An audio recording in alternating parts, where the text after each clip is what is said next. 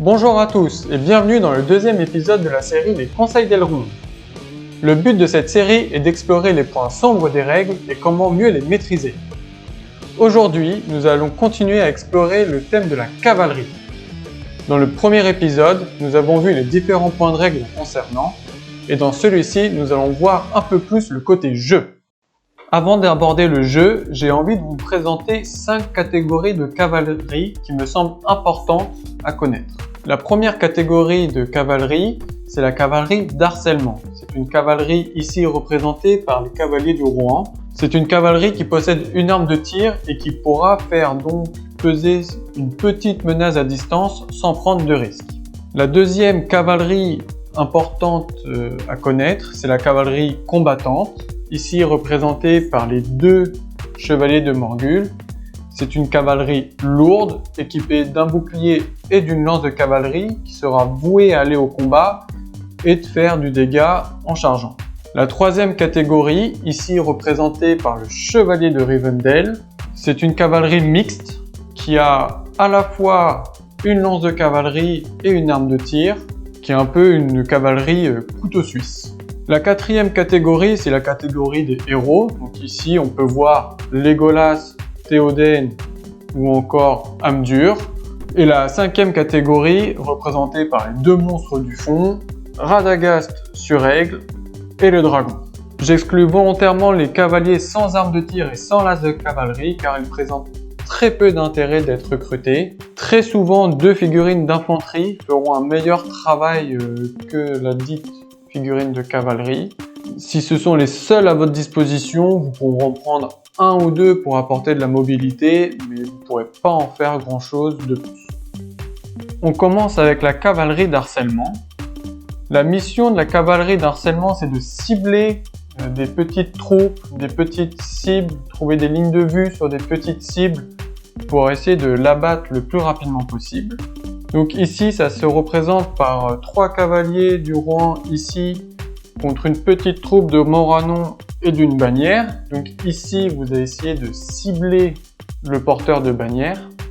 Il va falloir faire très attention à votre mouvement parce que c'est une cavalerie qui veut absolument éviter d'être chargée. Donc faites bien attention au mouvement de vos figurines adverses. Donc là, ici, les Moranons peuvent bouger jusqu'à 6 pas. Donc avec vos cavaliers, vous pouvez donc bouger de manière à éviter cette bulle de 6 pas. Donc ici, par exemple, le cavalier ici peut se décaler un peu vers la gauche, faire moitié de mouvement pour aller vers le fond de la map et avoir une ligne de vue dégagée sur la bannière. Pareil pour les autres, si vous essayez d'avoir le 2e rang, vous pouvez les décaler, toujours en faisant un peu attention à la zone de 6 pas pour tirer directement sur le lancier. Vous devez toujours avoir en tête que votre cavalerie ne veut pas être chargée, il faut vraiment rester à distance. Jouez avec la portée de vos arcs, généralement pour le bien c'est une portée à 24 pouces, donc vous pouvez vraiment jouer très loin de votre adversaire pour prendre position et dégager des lignes de vue comme ici sur le lancier ou là sur la bannière. Comme je vous l'ai dit, leur mission c'est de tirer ou alors de traverser la table sur certains scénarios, mais d'éviter la charge au maximum, sauf si c'est vraiment votre dernier recours pour aller gagner la partie. La deuxième catégorie de cavalerie est donc la cavalerie combattante, c'est la cavalerie lourde, ici représentée par les 3 chevaliers de Morgul, qui vont affronter une phalange de guerriers de Numénor à l'aide d'orques du Moranon. La cavalerie lourde, elle a pour mission d'enfoncer les points faibles de la ligne ennemie, comme ses flancs, donc ici ou de l'autre côté, ou alors les figurines isolées comme on peut voir les 2 guerriers de Numénor au fond de la table. Ça va être une cavalerie qui va être plus difficile à utiliser, surtout en début de partie car vous devez absolument la protéger des tirs. Parce que chaque cavalier qui est tué pendant sa progression, c'est un investissement qui est perdu pendant la partie et c'est des points qui sont bêtement entre guillemets dépensés pour avoir de la mobilité et de l'impact. Donc le premier conseil que je peux vous donner par rapport à cette cavalerie, c'est de jouer déjà avec le décor pour avoir des des obstacles sur la trajectoire tir, ou de la mettre en 3e, voire en 4e ligne pour créer des obstacles sur les tirs. Concernant sa charge, c'est à vous de la mettre en place en premier. Moi, je vous conseille d'attendre un tour où vous n'avez pas l'initiative. Comme ça, votre adversaire ne pourra pas vous la contrecharger. Et comme je vous l'ai dit au début de cette partie, essayez de taper les points faibles de votre adversaire. Ici, c'est que le cavalier charge les deux figurines isolées, car elles ne pourront pas être aidées par la phalange numénorienne ici. Avec votre infanterie, bloquez un maximum de guerriers pour éviter cette fameuse contrecharge au prochain tour. Hop, comme ceci, comme ceci, comme ceci. Mettre des soutiens pour éviter tout problème. Et avec le dernier, impacter un flanc pour vraiment essayer de faire un trou pendant la phase de combat. Là, comme si vous n'avez pas l'initiative, votre adversaire ne pourra pas du coup contrecharger ce cavalier là parce que votre lancier protège. Et là-bas, vos cavaliers sont trop loin à cause des orques ici pour que votre adversaire puisse aller les charger. Pour la 3e catégorie, on va parler de la cavalerie mixte, c'est-à-dire la cavalerie qui possède une lance de cavalerie ou des bonus offensifs lorsqu'elle charge et des armes de tir. Donc cela va concerner plus les armées qui seront full cavalerie, comme on peut le voir ici avec le Rohan de manière générale, ou avec leurs légions comme les chevaliers de Théoden, qui sont des armées full cavalerie, ou encore les chevaliers de Rivendell lorsque vous faites une liste d'armées menée par Elrond et full chevaliers de Rivendell. Dans une moindre mesure, on peut également inclure les chevaucheurs de Charcou, une légion légendaire de l'Isengard, axée sur Charcou et ses chevaucheurs de Warg, qui attaquent le convoi du Rohan lorsqu'ils vont au gouffre de Helm. Ce sont des armées composées donc uniquement de cavaliers qui sont très techniques à jouer et à maîtriser. Je ne vais pas m'étendre très longtemps dans cette vidéo, ni vous présenter un tuto sur comment les jouer. Je vous invite à écouter les épisodes de Radio Barad-dûr, le premier sur le Rohan, le second sur les Isengard et le 3e sur les elfes qui va bientôt sortir, où on en parle de manière plus générale, plus globale, où vous pourrez vous y faire une petite idée sur ces armées et sur leur rendement. Pour la 4e catégorie, on va s'attaquer aux héros. C'est certainement le point le plus intéressant de la cavalerie. Si votre héros a une option d'équipement pour acheter une monture dans son profil, c'est une option qui est quasiment obligatoire à acheter. Car en se procurant une monture, il obtient le mot-clé cavalerie si important comme on a pu le voir dans l'épisode 1, notamment pour ses bonus lorsqu'il charge. En plus des bonus de charge, la monture comme le cheval du Sénéchal Noir apporte 2 bonus non négligeables. Déjà une mobilité accrue. De manière générale, un héros humain, elfe ou autre bouge de 6 pas. Avec une monture, il va pouvoir bouger de 10 pas, voire 12 pour certaines montures, comme les aigles ou Asphalod de Arwen. Le deuxième bonus, comme on doit séparer le cavalier et la monture, votre adversaire va devoir faire un choix lorsqu'il veut tenter de blesser. Alors au tir, c'est une chance sur 2, 1, 2, 3 à la monture, 4, 5, 6 le cavalier. Mais au combat, il peut choisir soit de taper votre cavalier, soit de taper la monture. Mais dans tous les cas, si votre adversaire met des ressources pour essayer de blesser votre monture, c'est toujours des ressources en moins pour blesser votre héros. Il y a 2 types de héros sur cheval. On va commencer par les héros de soutien, ici représentés par Legolas et par le Sénéchal Noir. Donc un tireur et un magicien. Un peu à l'image de la cavalerie d'harcèlement, ces héros de soutien, vous allez absolument vouloir les laisser derrière les lignes. Donc ici, les Numénoriens vont protéger Legolas de même, le Sénéchal Noir est protégé par ses orques. Ces héros de soutien, ils sont là pour soutenir et utiliser leurs menaces à distance, que ce soit par des tirs ou par de la magie. La monture va donc augmenter leur rayon de menace. Effectivement, un sort de 12 pas, lorsque le sénéchal est à pied, il a une portée uniquement de 18 pouces. Là, il va pouvoir monter jusqu'à 22 pouces parce que le mouvement de la cavalerie, 10 pas, plus je sors 12 pas. De plus, juché sur son cheval, Legolas va pouvoir avoir des lignes de vue beaucoup plus facilement sur les orques afin de pouvoir leur tirer dessus sans être gêné par le groupe de Núménoriens ici. En cas de nécessité extrême, vous pouvez toujours charger avec votre cavalier et ainsi gagner un peu plus de peps et augmenter l'impact de votre cavalier lorsqu'il est en charge. On va maintenant s'intéresser aux héros combattants. Comme avec la cavalerie lourde, les héros combattants ici représentés par exemple par Amdur, vous allez essayer de les protéger à tout prix jusqu'au moment de la charge. Donc vous allez essayer de les laisser en 3e ligne, voire en 4e ligne si vous avez plus de figurines. Donc la monture pour eux, en plus de la mobilité, elle leur apporte vraiment un bonus offensif très intéressant car ils vont pouvoir gagner une attaque supplémentaire et la possibilité de renverser. Donc ils vont pouvoir massacrer l'infanterie adverse assez facilement. Au moment de la charge, il faudra vraiment maximiser le nombre maximum de figurines que vous voulez charger. Donc par exemple, ici, les Moranons feront de la place pour Amdur en chargeant sur un flanc. Idem pour de l'autre côté. Et Amdur va pouvoir aller charger 2 guerriers de Numénor en chargeant pour essayer d'en tuer 2. Et pourquoi pas de faire un combat héroïque pour ensuite aller derrière charger les soutiens.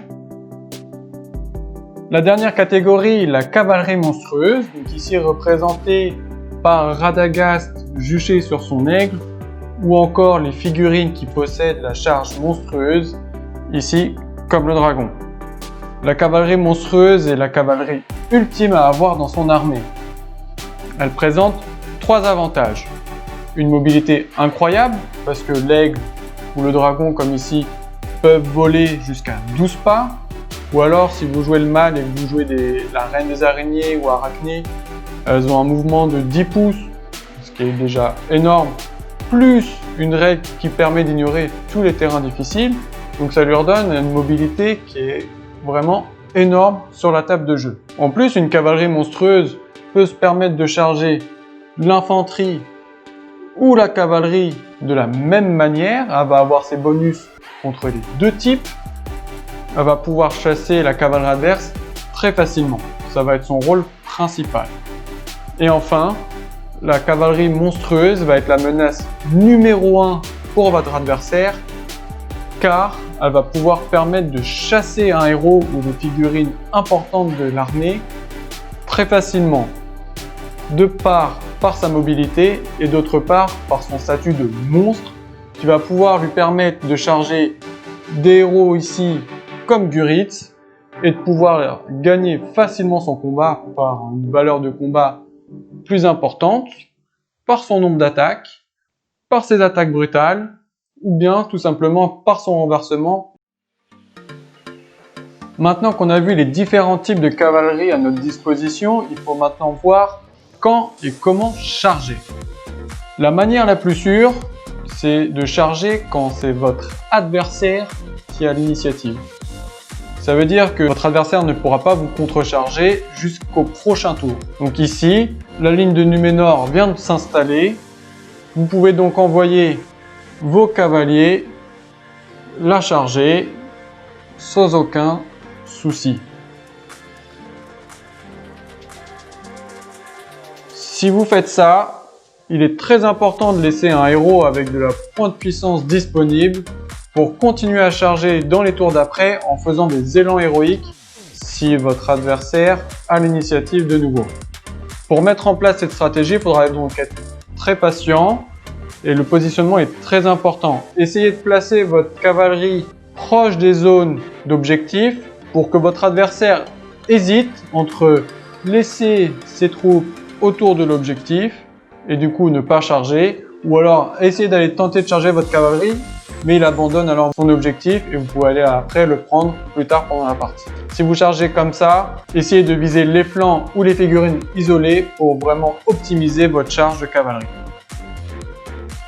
si vous avez l'initiative et que vous voulez absolument charger, vous devez faire attention à une seule chose, la contre-charge sur votre cavalerie. Dans cet exemple-là, nous avons donc une troupe de Núménoriens avec 2 chevaliers de Rivendell face à une troupe complète d'orques du Morano. Pour éviter du coup la contre-charge sur vos chevaliers de Rivendell, pour éviter de les perdre, vous devez charger impérativement avec votre infanterie.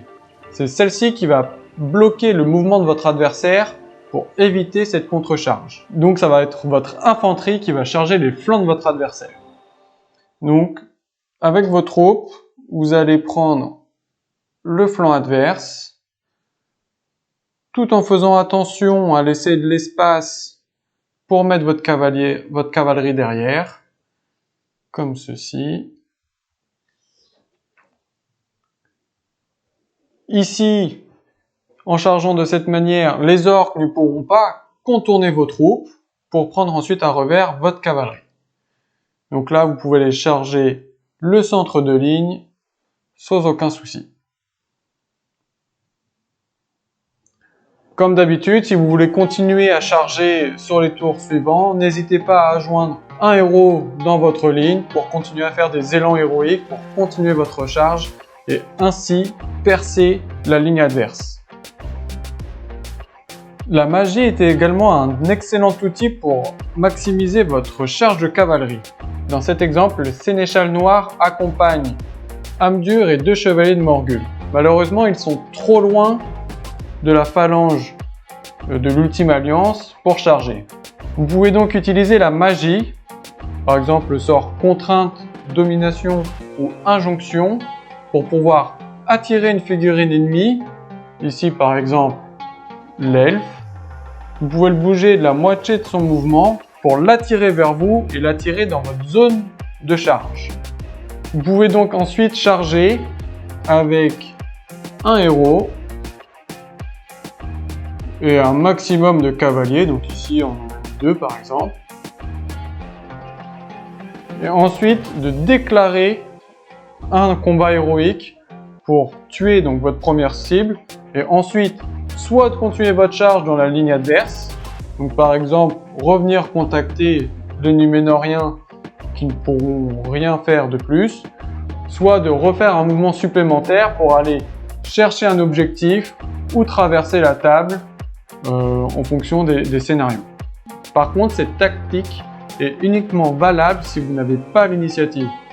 Parce que si vous le faites lorsque vous avez l'initiative, votre adversaire va simplement venir vous contrecharger comme ceci, avec un maximum de figurines, et ainsi annuler votre combat héroïque possible, et en plus vous risquez de perdre votre cavalerie. Avec la cavalerie volante, vous avez une option supplémentaire pour charger, car vous pouvez prendre la ligne adverse à revers ou éliminer les héros de support qui se trouvent derrière la phalange ennemie. Donc, par exemple ici, nous avons Radagast sur Aigle avec une phalange de Núménor face à Guritz et une phalange de Morano. Vous pouvez donc charger avec vos Núménor la première ligne d'orques.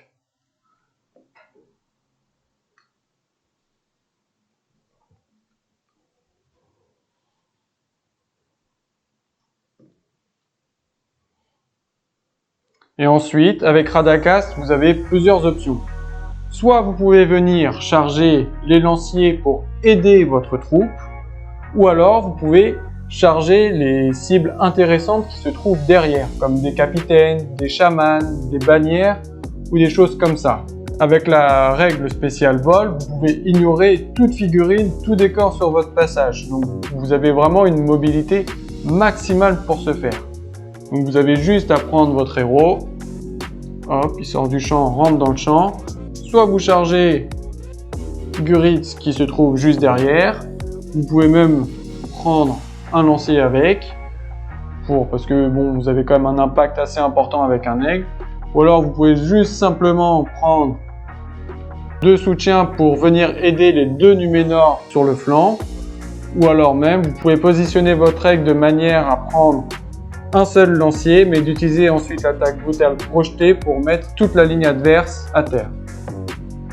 Pour conclure, mis à part pour les armées full cavalerie, je limiterai le recrutement des cavaliers à 2 ou 3 figues grand maximum. En effet, la cavalerie a un impact quand même assez mitigé sur votre partie et de mettre un trop grand nombre de points dedans, c'est un peu se mettre une épine dans le pied. Pour les héros, la monture est indispensable pour rentabiliser votre héros plus facilement pendant la partie. S'ils chargent, ils auront plus d'attaques, plus de dés pour blesser, et ce n'est que du bon pour votre héros. Par contre, la cavalerie qui est absolument à prendre, c'est la cavalerie monstrueuse, de par de tous les avantages qu'elle peut vous accorder. La cavalerie combattante est rarement rentable car elle est mal représentée dans les règles. Les bonus de cavalerie sont très bons, mais ils sont insuffisants pour la rendre indispensable. Le coût de la cavalerie oscille entre 1,5 voire 2 fois le coût d'une figurine d'infanterie. C'est donc un investissement important et les bonus ne sont présents uniquement si vous chargez. Donc parfois il est préférable de payer plus d'infanterie et moins de cavalerie. De plus, la cavalerie sera une cible prioritaire pour votre adversaire, donc vous risquez de la perdre avant qu'ils arrivent au combat. Donc si vous prenez de la cavalerie, orientez-vous plus vers une cavalerie de type harcèlement qui puisse tirer et être loin de votre adversaire. Au moins elle pourra être tranquille sur le champ de bataille, vous la déplacez loin de votre adversaire et elle pourra toujours jouer un rôle pendant la partie, que ce soit de faire un peu de dégâts au tir, aller prendre un objectif ou traverser la table.